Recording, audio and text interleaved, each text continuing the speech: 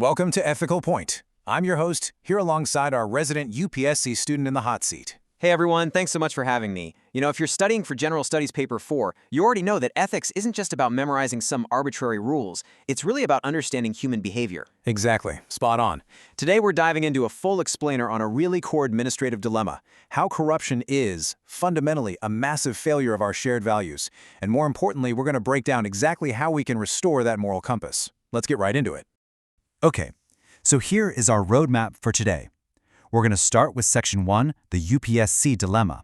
Then we'll move into 2, roots, family and education, and 3, systems, institutions. Right, and then we'll zoom out a bit to look at 4, culture, indigenous ethos, cover 5, the strategic framework, and we'll wrap the whole thing up with 6, a mains masterclass for your answer writing. All right, let's kick things off with Section 1, the UPSC dilemma. Okay, let's look at the actual 2023 Paper 4 prompt. It says, corruption is the manifestation of the failure of core values in the society. What measures can be adopted to uplift the core values? I gotta ask, honestly, isn't corruption basically just a failure of having good laws and a strong police force? Well, actually, it's so much deeper than that. Look, corruption is this invisible decay of integrity. It really happens when the whole idea that the ends justify the means just becomes an unwritten social norm. When those core values weaken across an entire society, the absolute strongest laws are simply going to be bypassed. And to fix this, we really have to look at the foundations. So, moving to Section 2, roots, family and education. Right, so the family is basically our first school of values. But how do parents realistically counter that early seed of greed? Kids are like sponges. It really comes down to a concept called santosha.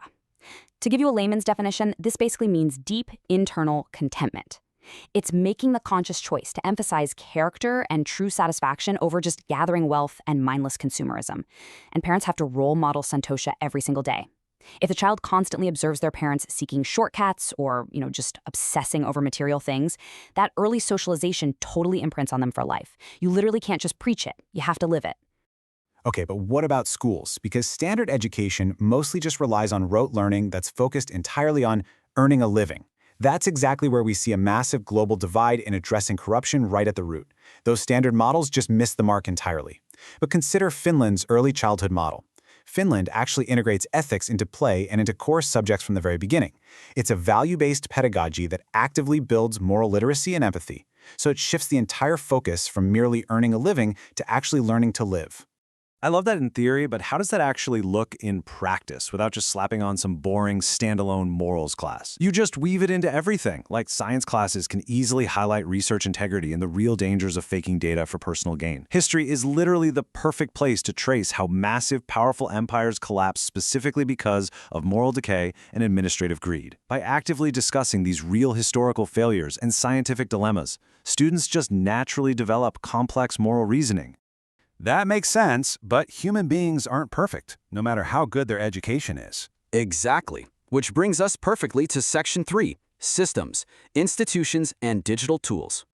Let me play devil's advocate for a second here. Do rules actually change human behavior, or do we just need better incentives? We absolutely need an integrity premium, meaning we have to start rewarding honesty, not just punishing the bad actors. And we desperately need structural transparency.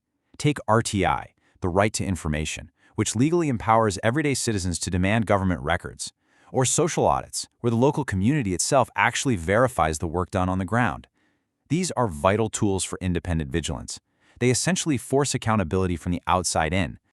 Okay, here is a bit of a trend extrapolator question for you. Does digital governance, things like e-procurement and digital service delivery, does it actually build core values? Or is it just masking the problem by temporarily removing the human element from the equation? Oh, that is a brilliant debate topic for the exam. Take the GEM portal, the government e-marketplace. It completely automates compliance and it drastically reduces a bureaucrat's unchecked discretion. But listen, tech is ultimately just a tool. It absolutely cannot replace human conviction. Digital governance strengthens the system for sure, and it makes corruption a lot harder, but it has to be paired with human ethical leadership to truly build a culture of lasting values. Which brings us right to the macro level. Section 4, culture, reclaiming indigenous ethos. So, how does culture actually fight against structural corruption? If we compare global strategies, Western individualistic models are fantastic for driving innovation, but they can sometimes leave societies pretty vulnerable to individualistic greed. Conversely, India can really leverage its deep collective ethical traditions. Using cultural anchors to shape public behavior is a massive strategic advantage against systemic corruption, mainly because it relies on community expectations rather than just waiting for police enforcement. Let's define two really powerful anchors here. First, dharma, which essentially translates to righteousness, doing your fundamental moral duty regardless of who is watching you. Second, vasudhaiva kutumbakam, which means the world is one family. Wow, that makes a lot of sense. Because if a public servant truly views the public as their own family, that petty us versus them mentality that breeds everyday corruption just sort of vanishes. Exactly. These are ancient indigenous concepts that perfectly define modern community integrity and social duty today. And to truly shift popular culture, we need to reframe how we view the corrupt through the concept of social sin. We need religious leaders, community figures, and especially cinema to condemn corruption as a deep moral failing, not just some clever legal loophole someone found. Right. Like, we really need to stop glorifying the smooth-talking lawbreaker in all our movies. Exactly. Art and media should be celebrating the principled, honest citizen. When corruption is widely viewed as a social sin, the cultural tolerance for it just drops to zero. This is all great theory, but how do I actually synthesize all these different layers into a highly structured policy discussion for the exam? Let's tackle that in Section 5, the strategic framework. To structure a really high-scoring answer, you want to break your strategy down into 4 distinct spheres. In the family sphere, use moral storytelling to build foundational honesty and empathy. Got it. And then in the school sphere, we integrate ethics across subjects to build discernment. Spot on. Then moving up to the workplace, we enforce accountability via a strict code of ethics and technology platforms. And finally, in society at large, we rely on ethical leadership to build widespread civic virtue. By structuring your answer exactly like this, you're showing the examiners a complete, multi-layered solution. And that brings us to our final section, Section 6, the Mains Answer Writing Masterclass. Okay, give me the absolute step-by-step for a 10-marker on this topic. All right, here we go. First, always start with standard definitions, like clearly defining integrity or corruption right in your introduction. Second, quote thinkers or leaders to give your argument some serious weight. Third, structure your way forward using that 4-layer approach we just discussed: family, education, institutions, and culture. Fourth, use a strategic matrix. Visual structure scores massive points with examiners. And finally, draft actionable personal habits for daily ethical living right in your conclusion.